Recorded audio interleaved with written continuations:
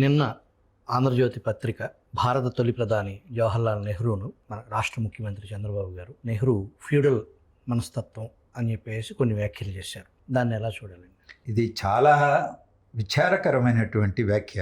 అది నిజంగానే వాస్తవం అయితే నేను దాన్ని తీవ్రంగా నిరసిస్తున్నాను. స్వాతంత్రోద్యమానికి నాయకత్వం వహించినటువంటి ప్రముఖుల్లో గాంధీ గారి తర్వాత జవహర్లాల్ నెహ్రూ గారు. ప్రధానమంత్రి అయిన తర్వాత భారతదేశాన్ని ఒక ఆధునిక భారతదేశంగా నిర్మించడానికి, అభివృద్ధి చేయడానికి ఒక దృక్పథంతో, ఆయనకున్న విజన్తో ఆయన ముందుకు నడిపారు భారతదేశాన్ని.